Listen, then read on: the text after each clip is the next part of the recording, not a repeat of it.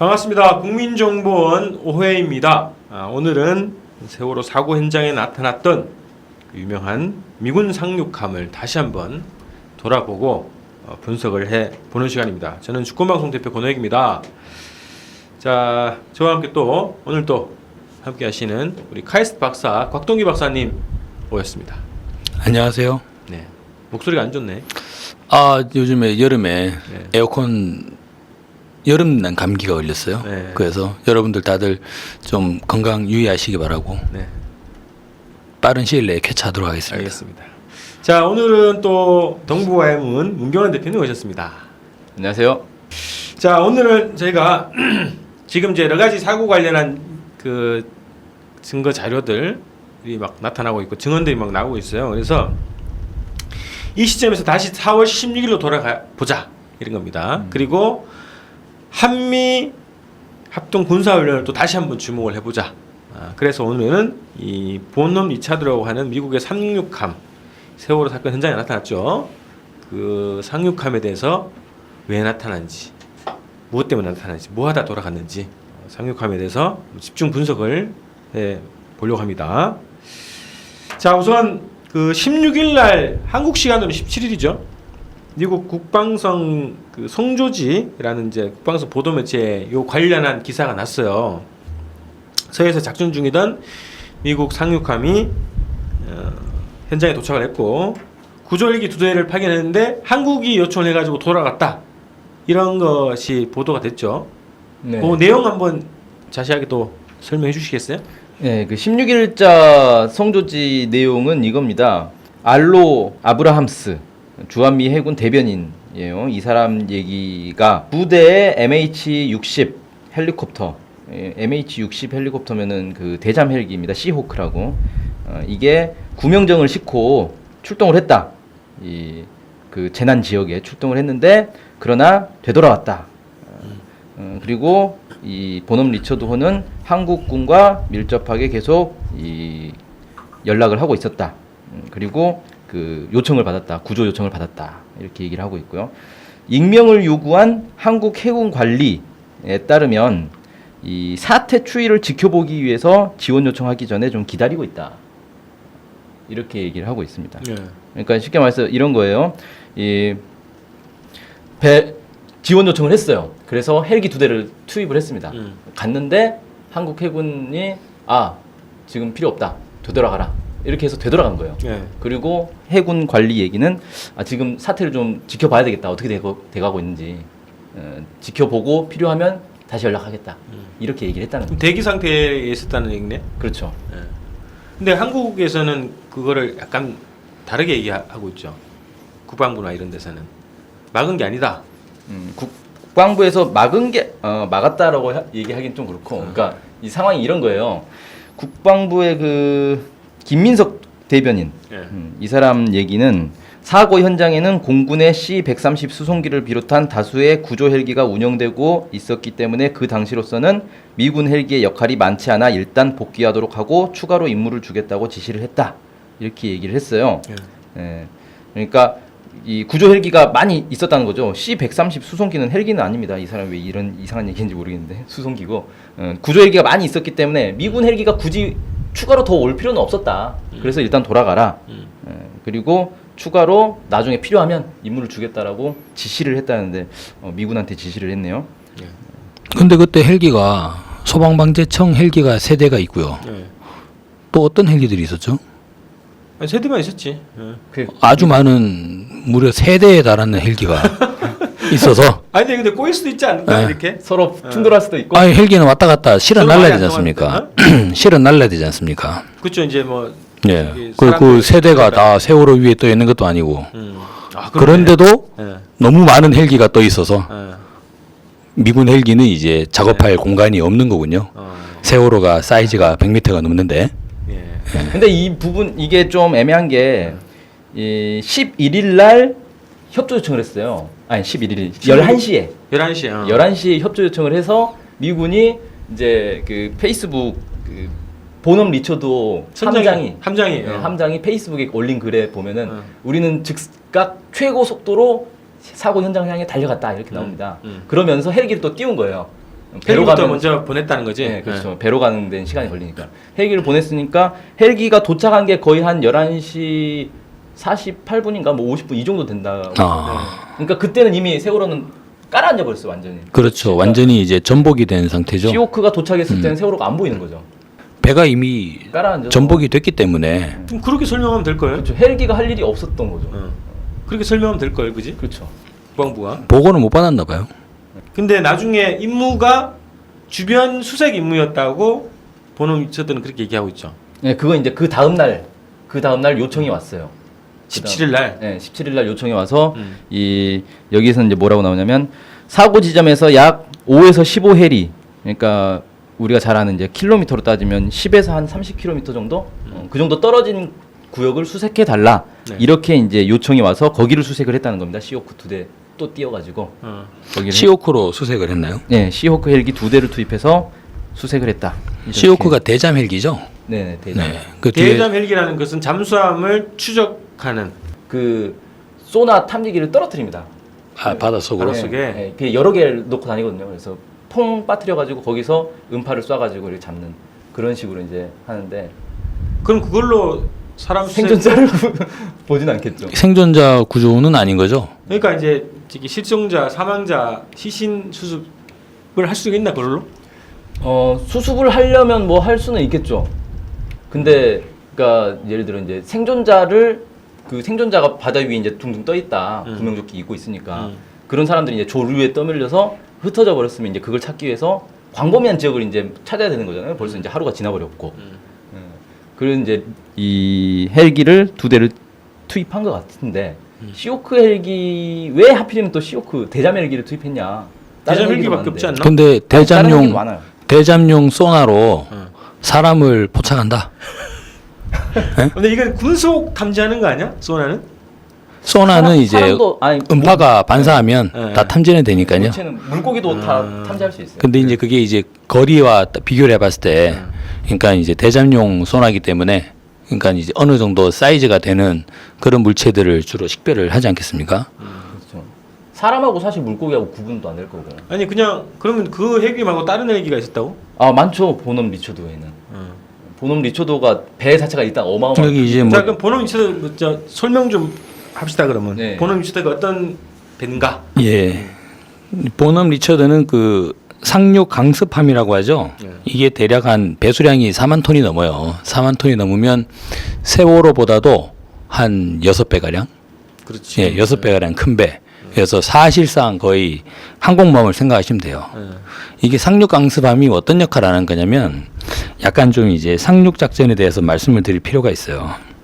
그 이른바 초수평선 상륙 작전이라고 초수평선? 예. 최근에 이제 이 한미연합사에서 주로 연습하는 쌍용 훈련 포항에서 이제 훈련을 할 때 이렇게 합니다. 어떻게 하냐면 예전에 상륙 훈련은 근거리 앞에 와서 그러니까 이제 적 해안포가 타격하는 범위 바깥에서 함정들이 준비해 있고 거기에서 이제 수륙 양용함에 해병대원들을 이제 탑승을 시켜가지고 해안선으로 들이미는 방식이었죠. 네. 그렇게 들이밀다 보니까 해안에서 이제 적군들의 이 공격이 거세게 되고 해병들의 손실이 많아지게 되죠. 그래서 이것을 초수평선 상륙 작전이라고 해서 수평선 바깥에서부터 상륙 훈련이 진행이 되는 거예요. 그러니까 이제 적들이 안 보이는 곳에서. 적들의 눈앞까지 와가지고 거기서 상륙을 진행하는 게 아니라 수평선 바깥에서 수평선 바깥에서부터 상륙을 준비해가지고 일시에 들이미는 방식으로 그래서 이제 공격 시간을 매우 짧게 그렇게 가져가기 위해서 이 상륙 강습함들을 이 준비를 하게 되는데 이 보넘 리처드함은 대략 한 1,800명, 2,000명 가까운 해병대원을 탑승을 한다고 하지 않습니까? 네. 그러면 거의 이게 해병대 여단급에 그 준하는 그런 대원들을 이제 탑승을 시키게 되고 2,000명의 해병대원들을 그러니까 이제 전속력으로 나가게 되겠죠. 전속력으로 나가게 될 때 동승하고 있는 뭐 이제 해리역이라든지 아니면 이제 여러 가지 이제 헬기 해병대들이 같이 떠가지고 함께 이제 해안선을 타격을 하면서 해병대는 이제 바로 수륙 양용함으로 이제 상륙을 진행하는 그런 작전을 헬기들이 호위를 해주는구만 상륙을. 아마 이제 해군과 연합 작전으로 진행이 될 거기 때문에 아무리 그래도 이 상륙을 하는데 배 한 대만 가가지고 상륙을 하지는 않겠죠. 예전에 이제 이 6.25 전쟁 시기에 뭐 인천 상륙 작전이나 아니면 태평양 전쟁 시기 여러 상륙 작전을 보면 노르망디 상륙 작전 등을 보면 엄청난 무력이 이제 동원되지 않습니까? 그 가운데서 주로 이제 상륙하는 해병대 대원들을 싣고 전면으로 이제 나가게 되기 그런 이제 배라고 할 수 있겠죠. 그 이제 해병대를 그 배로만 이렇게 실어 나가는 게 아니라 헬기로도 실어 나갈 수 있죠. 그러니까 여기에 보면 이제 수송용 대형 헬기 시나이트가 42대가 있거든요. 아 이것도 이 해군들을 실어 나르는 거구나. 그러니까 시나이트가 그 왜 미국 영화나 드라마 같은 거 보면 프로펠러 2개 달려 있는 큰 헬리콥터 있지 않습니까? 거기에 꽤 많은 사람들이 탈 수 있습니다. 그럼 42대가 있으면 10명씩만 탄다 해도 400명을 한꺼번에 헬기로 실어 나갈 수 있는. 상륙 작전에서는 상당히 많은 해병대원들이 부상을 당하지 않습니까? 사상자도 발생을 하고. 그래서 이 상륙 강습하면은 상당히 많은 병실을 또 갖추고 있다는 거예요. 그 대략 600석 가량의 본업 리처담에. 그러니까 이제 뭐 웬만한 병원을 능가하는 의료 시설이 있다 이렇게 표현하고. 그러니까 특이하게도 이제 함정 중에 상륙 강습하면은 상당한 양의 병실과 병원 설비를 갖추고 있죠. 이게 또 이렇게 되다 보니까 역으로 상륙 강습함이 상륙 작전 할 때만 사용하는 이 상당히 비용 대비 효용면에서 떨어지지 않습니까? 네. 그래서 당연히 다목적으로 이제 만들게 되고 사실상 구조의 기능도 일조할 수 있는 왜냐하면 600석이나 되는 600실이나 되는 병실을 갖추고 있기 때문에 실질적으로 세월호 구조에 동원이 됐을 때 여러 이제 승객들을 구조해서 바로 이제 응급 조치들이 실제로 가능하지 않겠습니까? 그렇겠죠. 예, 그런 면에서 이 본업 리처드가 구조에 투입되는 게 그 자체로는 뭐 투입될 수 있다. 만약에 그때 그 임무가 주변 수색이 아니고 현장에 딱 대놓고 그죠? 동고 차도인가 서거 차도 막 이송을 했잖아. 예. 생존자들을 그렇게 안 하고 여기에 자꾸 떨어뜨리면 금방 되겠네. 그렇죠. 구조가 그죠? 그렇죠. 그리고 그거는 시간상의 문제가 또 있을 것 같아요. 왜냐면은 이제 본업 리처드가 세월호에 도착하는 순간에는 이미 세월호가 전복된 그렇구나. 상태이기 때문에 전복 정도가 아니라 그냥 아예 완전 침몰. 예, 그런 부분은 있을 것 같다고 봅니다. 자, 근데 이제 본업 리처드가 왜 왔는지 이 상륙 작전을 쌍용 훈련을 포항에서 했잖아요. 그렇죠. 그 포항에서 하는 부분이 우리나라 전체 해안선을 다 뒤져봤을 때 그 평양 앞에 남포 앞바다, 남포 앞바다와 해안선 지물이 가장 유사한 지역이 포항 앞바다다라고 이게 결론이 나서 포항에서 상륙작전 훈련을 계속 하는 거죠. 매년 거기서 하죠. 예. 네. 그럼 이제 포항에서 상륙작전을 한다는 것은 한미연합사가 유사시에 평양 앞에 이제 상륙작전을 펼쳐서 평양 앞에 이제 제2전선을 형성하고 조속한 시일에 평양 점거를 노리고 있다. 이렇게 볼 수 있겠죠. 근데 걔에 동원됐던 이 본업 리처드가 서해에서 나타났단 말이지. 정말 평양에 상륙하려고 그랬나? 가는 길이었다. 그러니까 왜 얘가 이제 나타났고 세월호 사고가 났던 지역하고 한 120km 바깥에 있었다 그랬죠. 160km인가? 북서쪽으로 예. 약간 200km. 200km. 그게 네. 이 좀 애매한데 언론마다 좀 달라요. 김민석 국방부 대변인은 뭐라고 했냐면 이 155km 떨어진 공해상에 있었다. 뭐 이렇게 얘기를 하고 다른 언론 보도에서도 155km 북서쪽으로 155km 뭐 이런 식으로 주로 얘기를 하는데 155km 북서쪽이면은 공해상인 맞고 변산반도보다 좀 더 남쪽에 그쪽이에요. 근데 그 송조지에는 뭐라고 나왔냐면은 사고 당시 100캐리 떨어진 곳에 있었다라고 하는데 100캐리면은 거의 200km 가까이 되거든요. 네. 그러니까 그렇게 되면 거의 이제 군산 앞바다까지 가는 거죠. 그래서 송조지 말에 따르면 거의 군산 앞바다에 있었던 거고 김민석 대변인 말에 따르면은 변산반도 앞바다에 있었던 거고 뭐 그렇게 됩니다. 어쨌든 공해상에 있었다는 네, 거죠. 공해상이죠. 서해 앞바다에. 그렇죠. 서해 공해상에 있었다는 거고. 거기서 뭐라고 있었던 걸까요? 거기서 상륙작전을 연습하나? 그러니까 이 용도랑 좀 이렇게 애매하지 지금 나오는 네. 얘기가.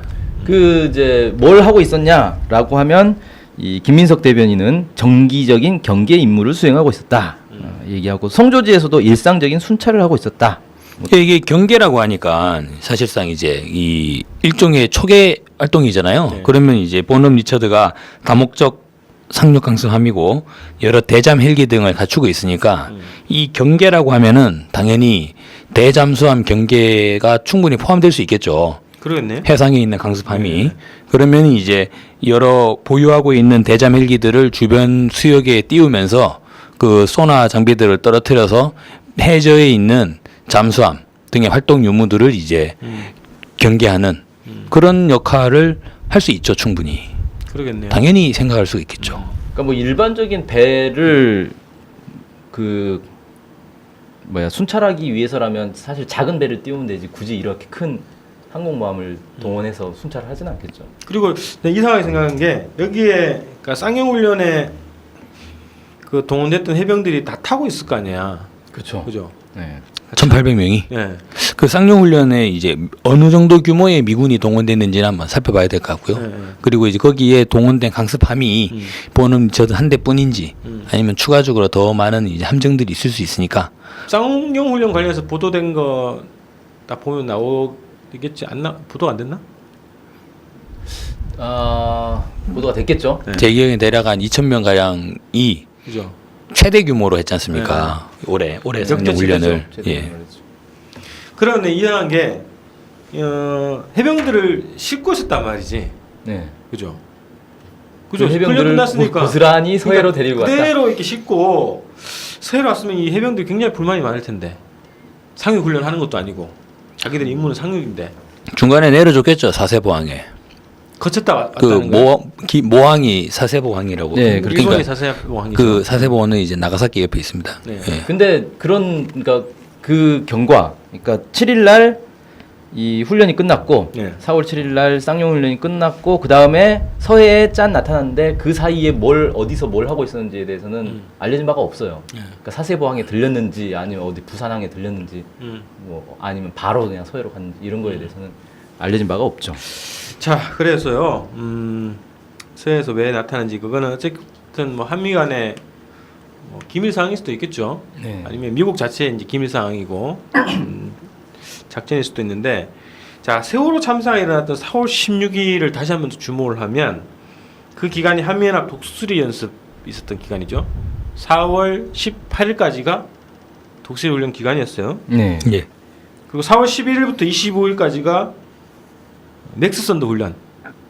맥스선더 훈련은 공군 훈련이죠. 한미연합 공군 훈련이죠. 네. 예. 그죠? 그리고 4월 14일부터 18일까지가 겹쳐져 있는데 이 맥스선더 훈련하고 그 안에 이제 겹쳐져 있는데 14일부터 18일까지가 퍼시픽 선더 훈련이라고 공군의 탐색 구조 훈련이에요. 그래서 구조하는 훈련이죠. 만약에 뭐 전투나 뭐 이렇게 날아가다가 이제 불시착하거나 이렇게 네, 조종사 구조하는 네. 훈련. 그런 훈련이거든요. 그러니까 요 기간 안에 다 겹쳐져 있는 거야. 4월 16일이. 세 개의 훈련이 예. 4월 16일에 겹쳐 있었네요. 그러니까 희한하죠. 그래서 4월 16일 그 사고 날하고 한미연합 훈련하고 희한하게 겹쳐져 있단 말이에요. 날짜가. 네. 그래서 다시 주목을 해보자는 거예요. 저희는. 예. 한미연합 합동 군사 훈련하고.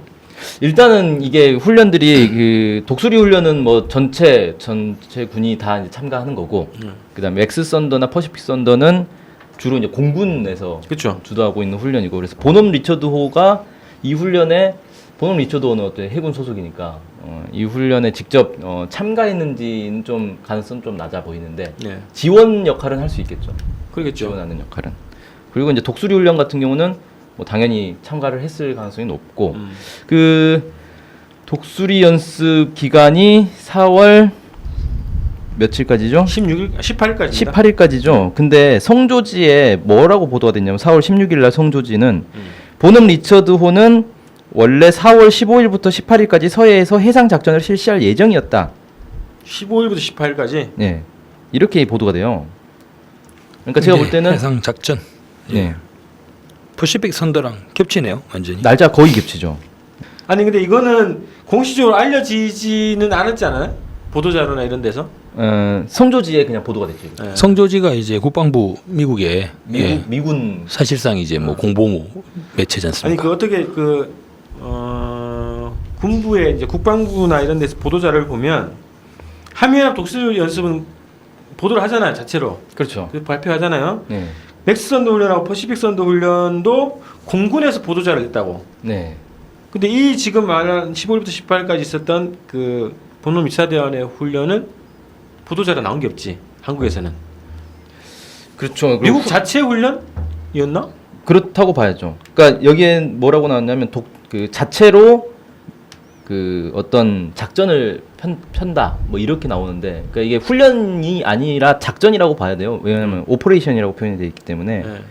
작전을 수행할 예정이었다 이렇게 나오거든요. 근데 보세요. 15일부터 18일 기간이면은 독수리 연습 기간이잖아요. 그렇죠. 근데 이 기간 안에 미군이 독자적인 뭔가 작전이나 이런 걸 하나? 혼자 따로 이상하네. 훈련에 일환일 가능성이 높다고 봐야겠죠. 그거는 뭐 저희들은 알 수 없는 거지 않습니까? 네. 근데 보통 우리가 이제 예상하기로는 그 한미연합 군사 훈련이기 때문에 그 기간 안에 벌어진 것은 공동으로 하지 않을까? 알 수 없는 것 같은데요. 근데 어쨌든 요건 새롭게 지금 또 확인되는 거네요. 네. 네 가지가 겹쳐 있네. 독수리 연습, 맥스 선더, 퍼시픽 선더, 그다음에 본원 리처더 함의 서해에서의 작전 네. 이거죠. 네. 네 가지가 겹쳐 있네. 소름이 돋으려 그래. 자, 그래서 지금 예상은 그런 것도 가능하겠네요. 퍼시픽 선더 훈련이 저는 이걸 주목해서 봤거든요. 퍼시픽 선더 훈련. 네. 왜 주목했냐면 이게 공군의 수색 구조 훈련이잖아요.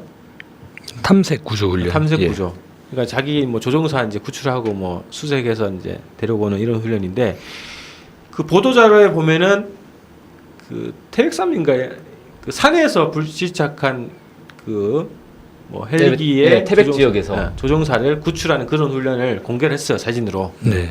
근데 헬기나 그 비행기가 바다에도 빠질 수 있잖아. 훈련하다가. 그렇죠. 그 실제로 이제 근데 이 한미연합사가 계획하고 있는 이제 뭐 전쟁 양상을 봤을 때 네. 북한군이 주로 이제 공군을 한미연합사가 그렇게 판단하는 것 같아요. 북한군은 상당히 수세적인 공군 역량을 이제 갖추고 있고 평양 인근에 미그 29기가 있지 않습니까? 40대 가량. 예. 그 미그 29기가 이제 평양 상공공 방어에 집중하고 있는. 그러면 자연히 이제 공군력에서는 한미연합사는 우리가 공격 카드 그리고 북한이 수비 카드 그러지 않겠냐라고 타산할 가능성이 있어요. 그렇게 되면 실질적으로 공중전이 해상에서 벌어질 가능성은 좀 희박하죠. 그러니까 한미연합사가 해상에서 공중전을 벌일 때를 대비해서 관련 이제 훈련을 하는 것보다는 산악 지역에서 공중전이 벌어지는 평양 인근에서 공중전이 벌어지는 그런 상황을 가정해 놓고 그때 이제 북한 공군을 어떻게 경멸할 것이냐. 그리고 그때 떨어지면 당연히 적진에 떨어지게 되죠. 조종사들이. 네. 적진에 떨어진 조종사를 어떻게 구출할 거냐. 뭐 그런 식의 훈련으로 진행될 가능성이 있죠. 그래서 저는 이제 상상력이 하여튼 뭐 사고라는 게 뭐 예측 불가능하니까 육지에도 떨어질 수 있고 바다에도 떨어질 수 있다. 그래서 퍼시픽 훈련이라고 하는 이 공군 구조 탐색 훈련이 바다에서도 열리지 않았을까? 이런 생각을 한 거지. 네. 그래서 그 훈련이 서해에서도 있었냐 이런 것이 좀 궁금했어요. 그래서 서해에서 있었으면 관련이 있을 예, 수가 그렇죠. 본원 있죠. 임처드함하고 관련도 있을 수도 있다 싶어가지고 제가 직접 한미연합사에 전화를 했죠. 근데 전화 인터뷰를 했는데 그 전화 인터뷰에 또 주목할 만한 반응들하고 정보들이 있으니까 한번 딱 들어보고 넘어가죠. 네. 네, 여보세요? 예, 이명규 본공방님 계신가요? 네, 전데요. 네. 그 언론 보도 보고 제가 전화 드렸는데 그 공식적으로 또 보도자료 낸 것도 보고 전화 드렸는데요. 네, 그 14일부터 18일까지 4월 달에 네, 그 퍼시픽 선도 훈련이 있었다고 보도가 됐거든요. 네. 예, 그 이 훈련이 그 서해상에서 진행된 거예요. 14일에서 18일까지 무슨 훈련이 진행됐다고요? 퍼시픽 선더 훈련. 그건 저 주한미군하고는 관계가 없어요. 네? 주한미군 쪽하고는 관계가 없는 거예요. 왜? 그건 한국 해군에서 했는지는 모르겠어요, 그거는. 아니 한미연합 훈련이라고 돼 있는데 한미연합 훈련 아닙니다. 아닌가요? 네, 예. 이렇게 보도 언론에는 다 그렇게 나와 있는데. 모르겠어요. 그거는 한미연합훈련이 아니에요. 그러면 그 한국 해군 단독 훈련인가요? 글쎄 그건 모르겠어요. 한국하고 단독훈련인지. 근데 한미연합훈련은 아니었을 거예요. 아니 지금 다 보도가 그렇게 나 있는데 한미 공군 최대 규모 연합 공중 훈련이라 가지고 그 공중훈련하고 그거하고는 관계없죠. 저는 어디서 한 거죠? 수원에서 한 거야. 오산 쪽에. 아니, 이번에 광주에서 했죠. 광주. 아니 그러니까요. 예. 그 제가 그건 맥스선도하고 다른 거죠. 맥스선도는 한미연합훈련 맞아요. 아니 그러니까 그 공군의 예. 공식 보도 자료에 이렇게 나와 있습니다. 최대 규모 네. 연합 공중 종합 훈련을 전개했고 네. 그래서 한미연합 그 전투 탐색 구조 훈련도 동시에 진행했다.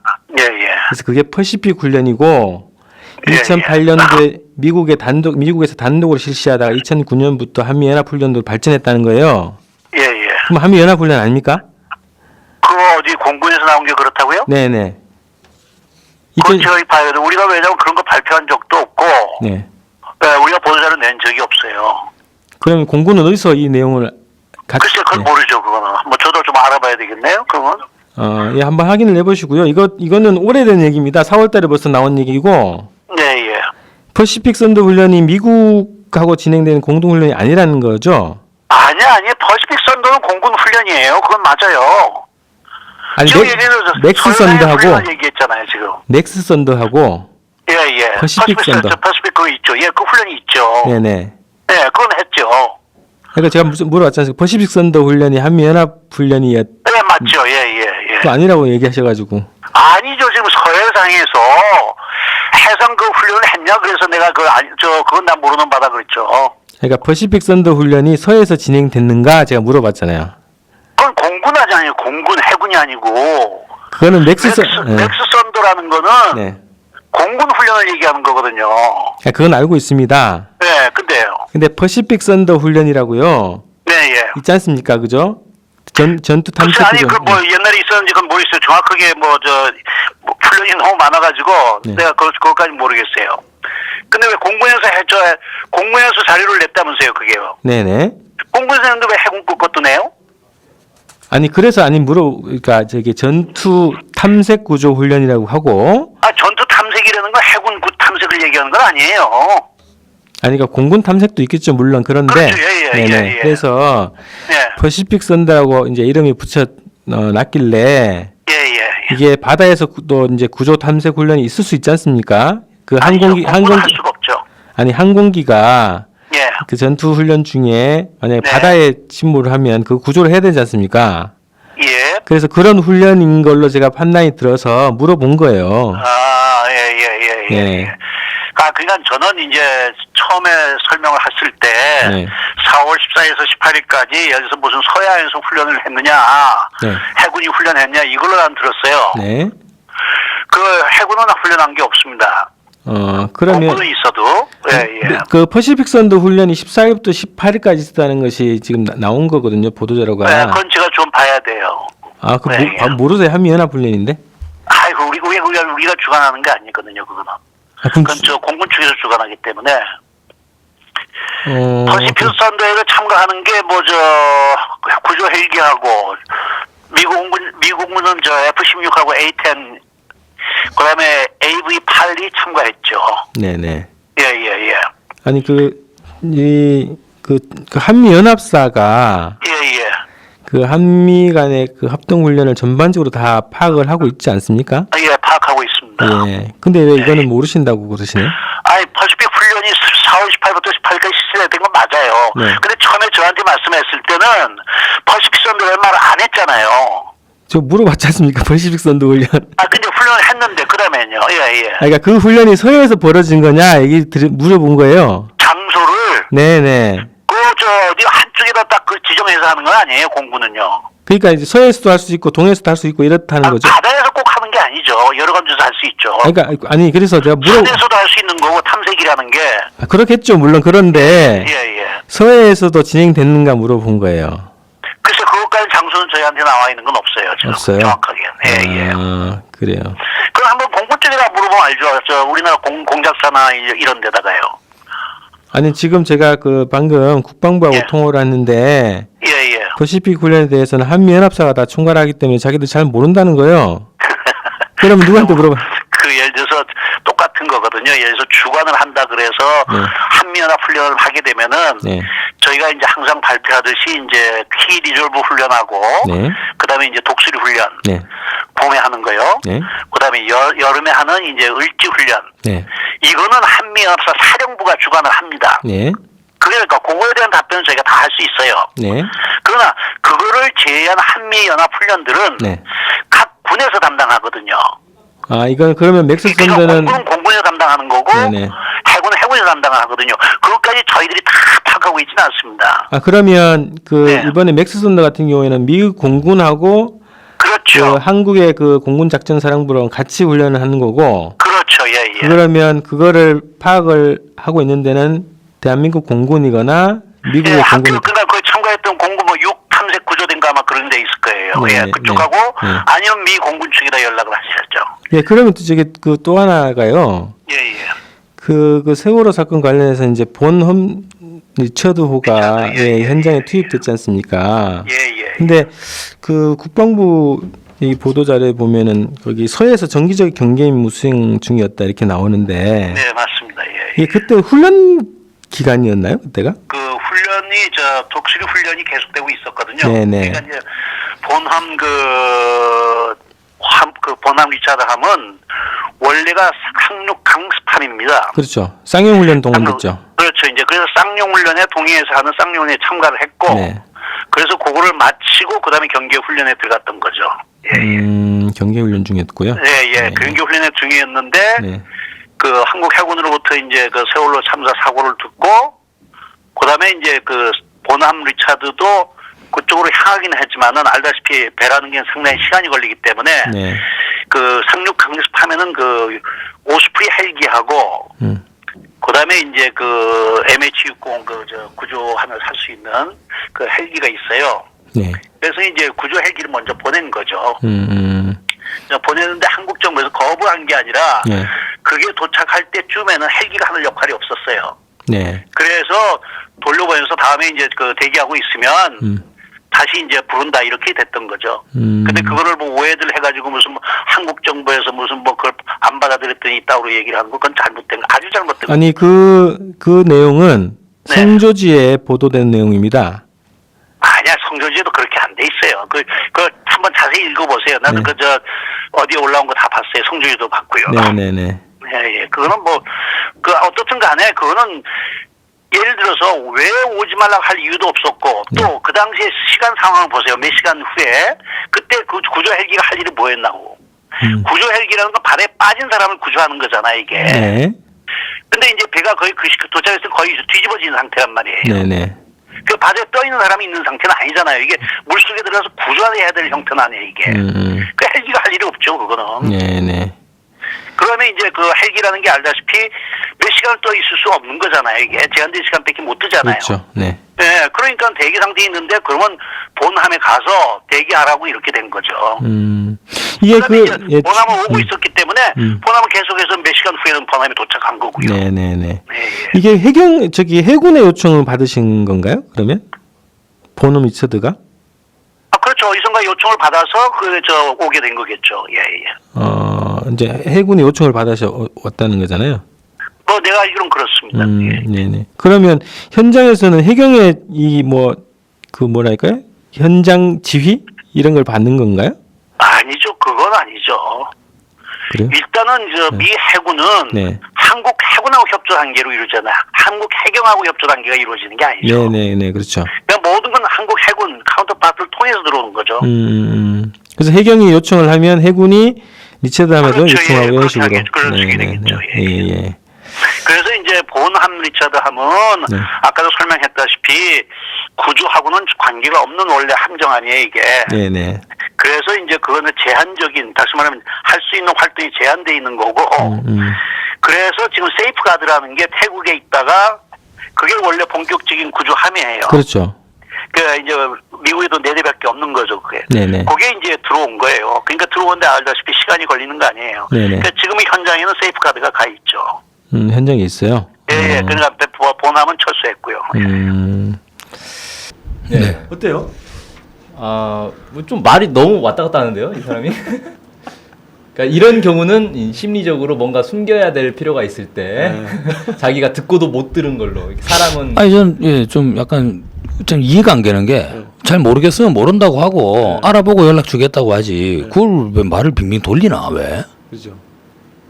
제가 허를 찔렀던 것 같아요. 질문으로. 질문으로. 그래서 그 한미연합 군사훈련의 그 뭐 양상이나 구조에 대해서도 일정하게 이제 얘기한 것도 있고 또 본업 리처드함의 그 당시 상황 왜 어떻게 그렇게 움직였는지에 대해서 얘기한 것도 있고 또 보도된 거랑 좀 다른 또 입장을 좀 얘기하기도 했어요. 근데 그분이 그 권 대표님께서는 시종일관 퍼시픽 선더 훈련을 서해에서 했습니까? 네. 라고 질문하셨는데 네. 그분은 퍼시픽 선더 훈련을 서해에서 하지 않았습니다. 라는 답변을 끝까지 안 했어요. 맞아요. 그거 한마디 딱 하면 되는데. 처음에 그래서 퍼식선더 훈련 자체를 부정하잖아. 그래놓고 자기는 퍼시픽 선더라고 들은 적이 없다. 그냥 질문을 그렇게 안 했다라고. 서해에서 안 했습니다. 네. 하면 될 거 아닙니까? 아니면 서해에서 했던가 그러면. 아니 그러니까 서해에서 했는지 모릅니다. 모른다고 되지. 하던가. 네. 뭐. 그러니까 심리적으로 뭔가 한미연합사는 모든 걸 다 알아야 된다는 그런 강박관념이 있나? 자 그래서 이 인터뷰가 지난 5월달에 있었어요. 상당히 됐네요. 예. 그래서 제가 한참 이제 이게 무르익혔죠. 이걸 어떻게 쓸까 하다가 네. 오늘 드디어 깠습니다. 공개하게 됐고 제 인터뷰 질문이 가장 궁금했던 질문 아니었어요? 안 궁금했나? 뭐 퍼시픽 선더 훈련이 서해에서 있었나? 네. 그렇구나. 저도 이제 그 대표님 인터뷰 영상을 보고 나니까 네. 실제로 이게 서해에서 아니 안 그러면 없었다고 얘기를 하면 되는 건 가지고 그러니까. 계속 말을 막 돌리니까 그죠. 네. 근데 그러면은 서해에서 훈련을 했다 치고 서해에서 훈련을 했고 그 훈련에 뭐 동원이 됐고 아니면 사실 퍼시픽 선더 훈련이 아니더라도 독수리 연습 기간이었기 때문에 독수리 연습에 동원돼서 서해에서 뭔가 훈련에 참여했을 가능성도 있는데 그렇죠. 그거랑 세월호랑은 또 무슨 상관일까요? 무슨 상관이 있을까요? 관계가 있을까요, 그게? 아니 그래서 다시 그거를 주목을 해보자 이런 거예요. 연관성 모르지. 여러 가지 상상만 있는 거지. 근데 희한하게 해필 그 기간 안에 4가지가 겹쳐 있다고 했잖아요. 그 기간 안에 서해에서 발생을 했고 거기에 상륙함이 있었다. 왔었고, 그죠? 그리고 세월호가 그 수역을 지나갔고. 그렇죠. 그것도 있네.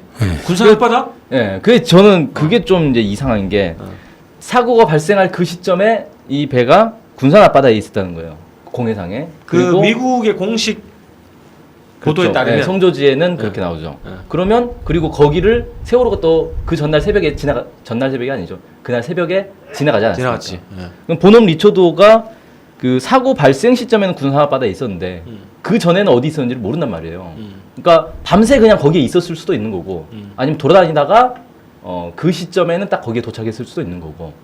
근데 어쨌든 서해 공해상을 돌아다녔을 거고 세월호도 새벽에 그 공해상을 통과를 했고 중간에 만났을 가능성도 있지 않는가. 근접했을 가능성도 있다. 그러니까 우리가 지난번 방송할 때 군산 앞바다 얘기했었단 말이죠. 근데 그 항적도를 보면 군산 앞바다에서 유일하게 공해상으로 지나가는. 그렇죠. 네, 영해를 벗어나죠. 네네. 예. 그거랑 지금 얘기한 뭔가 공통점이 점점 더 많아지는데. 갑자기 AIS가 꺼지고. 그렇지. 이야 신기하네. 그래서 이거는 뭐 우리가 확인할 길은 없는데 이 부분에 대해서 주목을 해야 된다. 그죠? 처음에 이게 저희가 또 그 당시에 해군하고 전화 통화를 했죠. 일단은 요 발언에서 김민석 대변인의 발언부터 우리가 정기 경계 임무를 수행하고 있었다 그랬잖아요. 본업 리처드가 정기적으로. 그럼 무슨 경계를 4만 톤짜리 항공모함으로 경계를 합니까? 그것도 정기적으로. 예? 그 우리 천안함도 물론 초기 업무를 가지고 있잖아요. 뭐 천안함 같은 배로 하잖아요. 그렇지. 뭐 세종대왕함을 가지고 NLL 순찰 안 돌잖아요. 맞아. 그러면 이거는 훨씬 더 큰 4만 톤급의 배인데 승조원이 1,000명이나 되는 일단 왜냐하면 비용 문제가 발생하거든요. 그러겠죠. 그러면 근데 또 김민석 대변인 말은 더 황당한 게 정기 경계 임무를 수행했다. 그러면은 본업 리처드가 모항이 사세봉항인데 군산 앞바다를 정기적으로 경계 임무를 한다는 거예요. 여객선도 아니고 말이야. 그것도 이상하잖아요. 돈이 많아서 그런가? 미군이 뭐 돈이 많습니까? 요즘 이제 경제 위기 이후에 미국 거의 국방비 줄이고 있잖아요. 예, 지금 달러 거의 뭐 사실상 지금 구걸하는 나라죠. 그 뭐. 그래서 그때 초기에 이제 요 인터뷰 할 때 그 즈음에 저희가 해군하고도 통화를 했는데 예. 그걸 물어봤죠. 한미합동 군사훈련 그 훈련 구역 있잖아요. 구역. 뭐 사격 훈련도 있고 막 네. 구역 있잖아요. 그 구역을 뭐 어떻게 되는가 좀 궁금해서 딱 보려고 했더니 첫 마디가 한미연합 훈련하고 연관성 주장하던 사람이 입건된 거 아시죠? 이렇게 협박을 하더라고. 그래서 지금 우리가 다시 이거를 주목해야 된다고 지금 얘기를 하는 거예요. 아, 그래서 한미연- 혹시 전화를 끊으셨나요? 전화 통화 계속했죠. 아, 그렇습니까? 그래서 한미연합 군사훈련하고 이 세월호 사건하고 어떤 관계가 있는지 다시 한번 주목을 하고 들여다봐야 된다. 그리고 관련 이 자료들을 받을 수 있는 만큼 받고 확보를 해야 된다는 거죠. 그래서 이 주제를 오늘 새롭게 말씀드리는 겁니다. 자, 수색 구조 과정 한번 볼까요? 근데 결과적으로 하여튼 이 배가 갔는데 아무것도 못했죠. 못하고 그죠? 성과를 못 남겼죠. 아무것도 안 한 건 아닌데. 예. 결국은 경계를 한 거죠, 그냥 뭐 주변 주변을. 세월호 주변을. 근데 뭐 확인되는 거 없잖아. 확인할 수 없는 게 없잖아. 실제 뭐 주변 뭐 15km, 20km 밖에서 수색 작업을 하는 그거를 잘 사람도 보셔야 없고. 돼요. 근데 지금 보면은 이제 세월호에서 시신이 유실된 가능성에 대한 얘기를 이제 막 우리가 좀 전에 아까 전에 나눴지 않습니까? 근데 시신이 유실됐을 가능성에 대한 언론 보도가 나오기 시작한 게 그날이 아니에요. 며칠 지난 시점이에요. 16일 날 안 나왔잖아요. 그러니까 16일만 하더라도 에어포켓이 있고 선수를 잡아야 된다. 그러면서 이제 어떻게 하면은 아직도 살아 있을 수 있는 승객들을 구조할 것인가. 여기에 모든 관심이 집중돼 있을 시점이었다는 거죠. 그렇죠. 실제로 시신이 유실됐을 가능성에 대한 이야기는 그로부터 며칠이 지난 시점부터 나오기 시작을 합니다. 그리고 배 주변에서 이제 희생자가 또 발견되는 그런 상황을 가지고 이야기가 됐을 것 같아요. 그래서 그 당시는 이제 구조의 모든 게 다 집중이 되던 그러니까 4월 16일 저녁 시간이니까요. 그럼 본업 리처드는 17일 날 현장에 도착해가지고 그 임무를 했다는 거야? 유실될 수 있는. 그러니까 본업 리처도 자체가 며칠 날 도착했는지는 나오지는 않고요. 그러니까 16일 날 출발을 뭐 거의 점심 오전에 출발을 했고 그러면 그 계산상 200km 정도 예, 거리니까 5시간이면 예. 도착이 가능하죠. 16일 날 오후에 도착했네. 예, 오후에 도착했겠죠. 예. 근데 그때 맡은 임무가 그때 제안받은 임무가 그런 임무였다는 거야? 그때는 그 제안받은 다음 날. 임무가 없고 아 17일 날. 네, 17일 예. 오전에 이 10에서 30km 정도 떨어진 구역을 수색해 달라는 요청을 받고 시호크 헬기 2대를 투입해서 생존자 수색에 나섰다. 뭐 이렇게 나오고요. 예. 근데 뭐라고 나오냐면 그 아브라함슨 그 주한미 해군 대변인은 왜 한국이 거기를 수색해 달라고 요청했는지 자기는 모르겠다.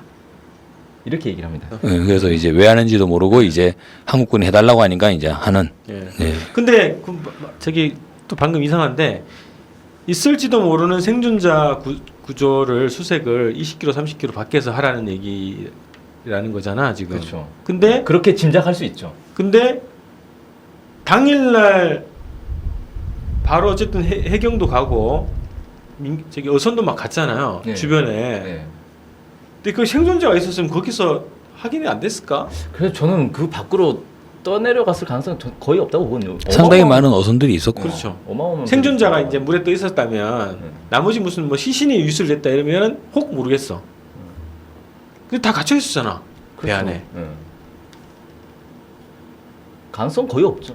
거기 찾느라고 고생하느니 빨리 배 안에 들어갔어야죠. 그렇죠.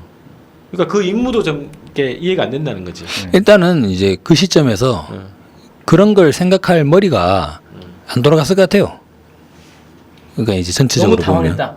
그러니까 뭐 이제 구조의 전체적인 양상을 보면 거의 뭐 아이디어라는 게 없는 사람들이지 않습니까? 모든 내용들은 다 유가족분들이 이제 문제를 제시하셔가지고 이렇게 하자 저렇게 하자. 그것도 이제 제대로 안 돼가지고 우왕좌왕하는 그런 상황이기 때문에 실제로 이제 뭐 모르겠습니다. 이제 우리 생존자가 그 수많은 배들이 세월호 주변에 있었지만 그 모든 배들에게 하나도 구조되지 못한 채 밖으로 떠내려갔을 가능성이 있으니까 그러면 본업 리처드를 4만 톤짜리 배를 동원해 가지고 한번 수색을 해보자. 이게 뭔가 좀 너무 앞뒤가 안 맞지 않아요? 그래서 저는 그 어떤 생각이 드느냐면 이거 뭐 결론 부분에 가서 얘기를 해야 되겠지만 네. 알리바이를 만들려고 왔나? 보는 리처드가? 무슨 알리바이요? 아니, 자기들은 어쨌든 뭔가 구조에 노력을 했다? 했고 무슨 다른 작전 중이었는데 형식적으로 그냥 와준 거지. 크게 한 일은 없지만 그리고 한미 간의 구조 관계 구조에서 그게 가능할까요? 해군이 와라 그러면 오고 가라 그러면 가고. 그렇죠. 해군한테 임무를 받고.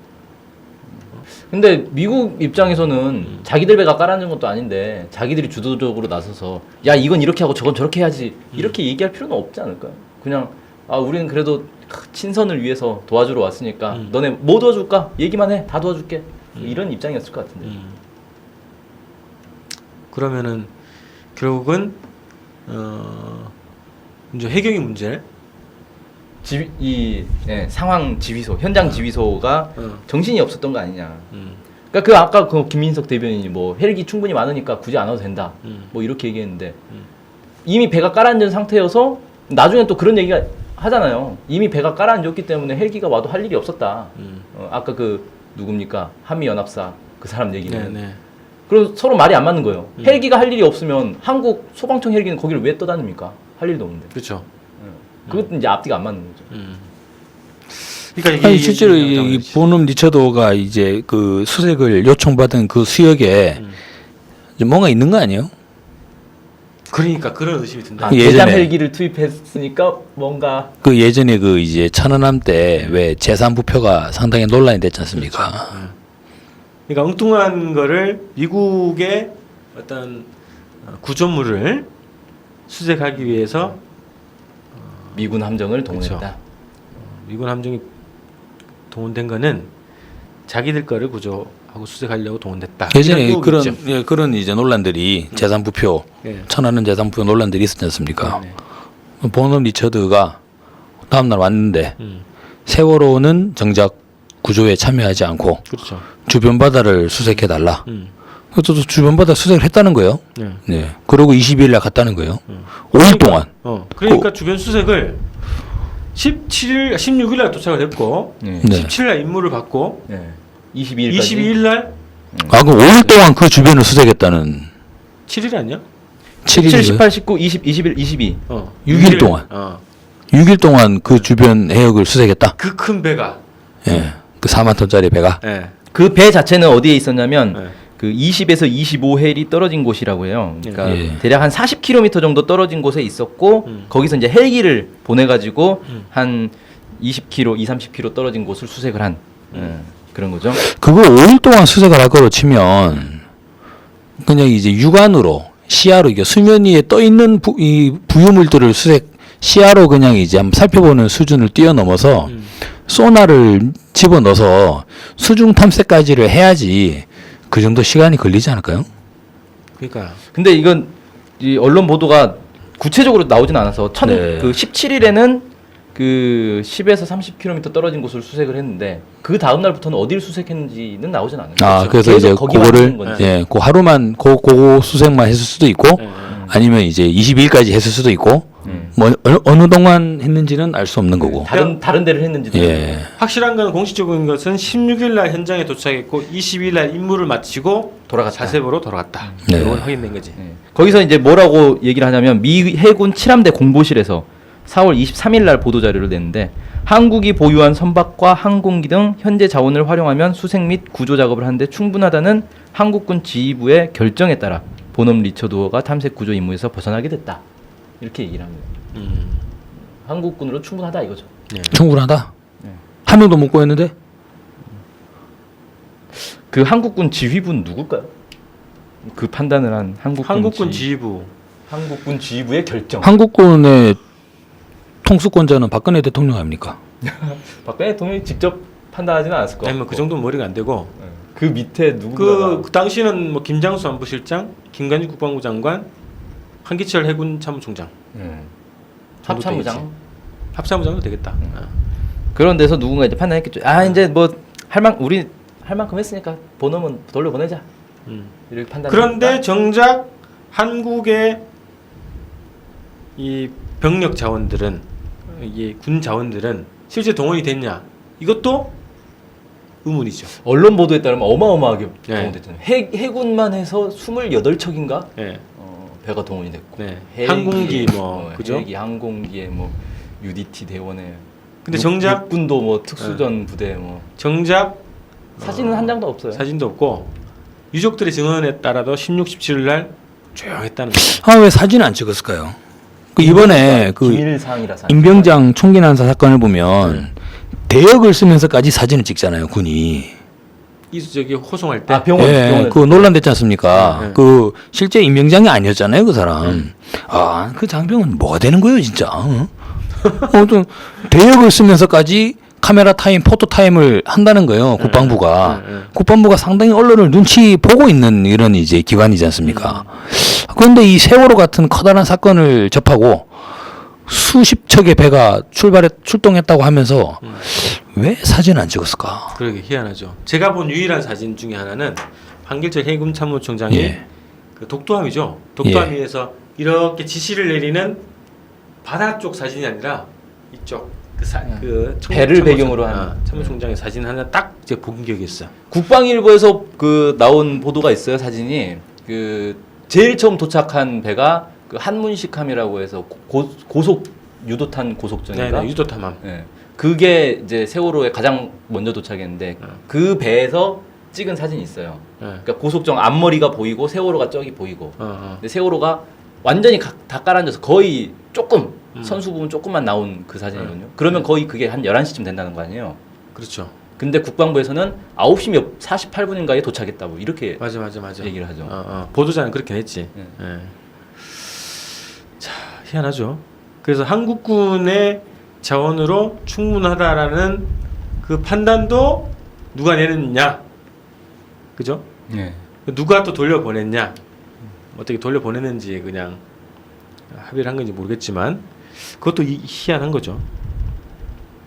그리고 정기 경계 임무를 수행을 하면 그러다가 구조가 끝나면 원래 경계 임무지로 돌아가는 거 아니에요? 군산 근데 앞바다로? 그 작전이 18일까지로 예정돼 있기 때문에 이미 그러면- 그 날짜는 지나버렸어요. 그러면은 이게 지금 미 해군이 자기 해상 작전을 수행하다가 세월호가 침몰했으니까 자기가 하던 작전을 중단하고 글로 갔다는 거네요. 그렇죠. 미군이. 인도적인 목적을 예. 위해서. 네. 저는 2012년 4월 달에 미국이 그 ICBM 발사를 연기한 적이 있지 않습니까? 네. 그거 보고 깜짝 놀랐잖아요. 왜냐면은 미국이 예전에 이제 진보진흥에도 그런 얘기들이 많이 있습니다.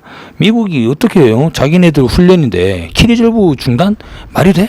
불가능한 거야. 막 이런 얘기 있잖아요. 을지훈련? 과연 미국이 을지훈련을 중단할까? 아, 무슨 소리야? 근데 세월호 관련해서 버넘 리처드가 자기가 진행하고 있던 이제 작전을 중단한 거네요. 그것도 경계 임무인데 세월호를 가려면. 예. 서해상에서의 경계 작전을 포기하고 중단하고. 네. 근데 만약에 이제 그런 요청이 있는데 상당히 큰 사건이었고 요청이 오면 헬기 정도는 보낼 수 있겠죠. 통상적으로. 그래도 이제 저기는 해야 되니까.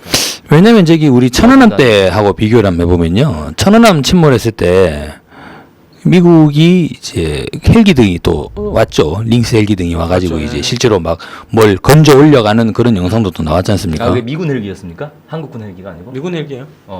근데 그때 미국의 함정들이 그때 이제 경기만 인근에 이지스함들이 또 훈련을 하고 있었잖아요. 근데 그들이 천안함 구조에 적극적으로 동원됐나요? 동원 안 됐죠. 그때 왜 안 했을까? 그러게 딴 데를 찾고 있었죠. 예. 한 곳을. 대산부표요? 예. 그렇죠. 그래서 지금 이게 다음에 우리가 천안함하고 이 세월호 사건하고 이제 공통점을 좀 한번 비교해 보는 건 좀 다음 기회로 미루고 이번에는 이 본원 위사드함으로 대표되는 미군 자산이 왜 동원됐고 어떻게 동원됐고 어떤 역할을 했고 뭐 하다 갔냐 이런 것들을 보면서 한미합동 군사훈련하고 이게 무슨 연관성이 있는가 이런 의혹들을 다시 한번 돌아보자는 거예요. 네. 그죠?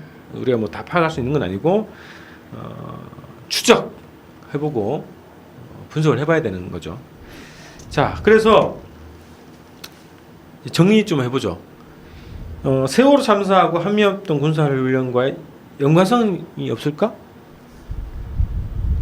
그러면 밝혀야 할 의혹들은 뭔가?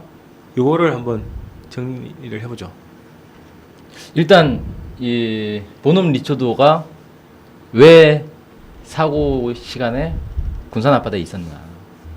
근데 군산 앞바다라는 것도 좀 불분명한 것 같아요. 왜냐하면 그냥 200km 떨어진 곳이다라고 송조지는 밝혔고 국방부 입장은 150km 떨어진 곳이다 이런 입장인 거고 북서쪽이다. 근데 북서쪽 정확하게 정북서쪽인 건지 아니면 뭐 좀 어떤 건지 이런 것도 알 수가 없고 그래서 도대체 어디에 있었고 왜 거기에 있었는지 이 부분은 약간 의혹이고 그 위치가 세월호의 경로하고 또 겹치진 않는지 그러니까 새벽에 세월호를 만나지 않았는지 이런 부분 좀 밝힐 필요가 있을 것 같고요. 네.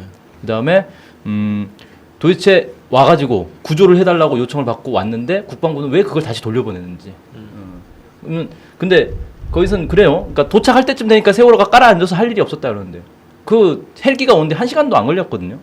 1시간 앞도 못 내다보고 1시간 뒤면 깔아앉을지 않을지도 판단을 못하고 일단 불렀다라는 건데 그거 참 그냥 국방부의 능력이 부족해서 그런 건지 아니면 진짜 막 우왕좌왕했던 건지. 그건 또 중요한 단서가 될 수 있겠네요. 왜냐면은 이제 그때 구조하던 이제 그 지휘부들은 세월호가 그렇게 빨리 깔아앉을 줄 몰랐다는 그렇게 판단할 수도 있죠. 걸로도. 헬기 가서 구조하면 되겠지라고 판단했을 수 있죠. 아니 통상적으로 보통 배 사고 나면 그렇게 빨리 가라앉지는 않잖아. 특이하게 세월호가 빨리 가라앉지. 그렇죠. 세월호 아주 특이한 케이스죠. 그리고요. 그런 것들. 그 다음 날 이 요청한 게 인근 이 배를 인근 바다를 좀 수색해 달라라고 했는데 도대체 어디를 수색한 건지 보넘 리처드는 그리고 왜 거기를 수색했는지 이런 부분 좀 밝혀야 될 것 같다. 그 다음에 결국 이 배가 왔다가 그냥 헬기가 왔는데 바로 되돌려 보내고 뭐 이런 과정을 보면은 뭐 그 이유도 좀 불분명하죠. 헬기가 많이 있어서 되돌려 보냈다라는 사람도 있고 배가 이미 깔아앉아서 되돌려 보냈다는 사람도 있고 좀 우왕좌왕했다는 느낌이 많이 드는데 이 시기가 아까 이제 초반에도 얘기했던 것처럼 퍼시픽 썬더 훈련, 그러니까 한미 합동 구조 훈련 기간이었어요. 네. 한미 합동 구조 훈련을 하는 기간에 사실 이제 그 입장에서 군대 입장에서 보면은 실전이 터진 거 아닙니까? 구조 훈련 하는데 갑자기 진짜 구조해야 될 상황이 터진 거예요. 그럼 훈련하던 대로 가면 되는 거 아닙니까?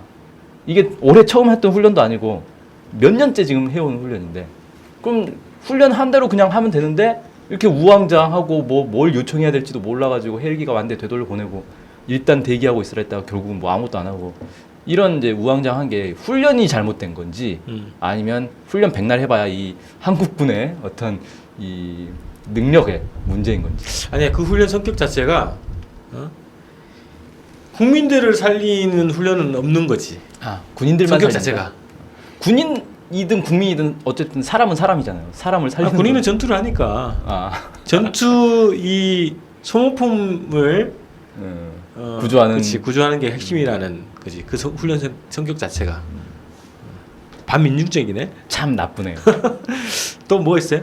그 정도 저는 꼽아볼 수 있겠습니다. 초반에 유언비어 무슨 뭐 차단한다 이러면서 이제 SNS 뭐 감독하고 뭐 통제해라는 얘기가 있었는데 사건의 진실에 가장 근접할 수 있는 주장들은 애초부터 그냥 막아버려요.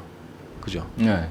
초반에 한미합동 군사훈련 혹은 해당 사격구역에서 벌어졌다 뭐 이런 주장들을 애초에 그냥 법적으로 처리해버리잖아. 그렇죠. 구속시키거나 그죠? 이런 식으로. 그래서 오히려 역으로 저희는 다시 그걸 주목을 해야 된다는 거죠. 그래서 한미합동 군사훈련과 이 세월호 사건 그리고 보넘 리처드가 나타났던 그 배경 이런 것들을 저희가 한번 다시 주목을 해야 세월호 사건의 진실을 규명하는데 중요한 또 단서를 찾을 수 있다 이런 겁니다. 그래서 우리가 뭐 방송 초반에 말씀드렸던 것처럼 모든 가능성은 다 열어놔야 이 사건의 시체에 더 빨리 접근할 수 있다는 거거든요. 그래서 오늘 그런 주제를 다뤄봤습니다. 자, 마무리할까요? 네. 네. 자, 저희가 오늘 5번째 좀 진행을 했는데요. 여러분들 뭐 보도 보셔서 다 아시겠지만 지금 세월호 가족 대책위에서 특별법 제정을 촉구하는 진실규명을 요구하고 특별법 제정을 촉구하는 단식 농성을 지금 시작했어요. 14일부터 광화문 광장 그리고 국회 본청 앞에서 단식을 하고 계시고요. 또 어제는 그 단원고 생존 학생들이 그 단원고에서 그 도보 행진을 지금 시작을 했습니다.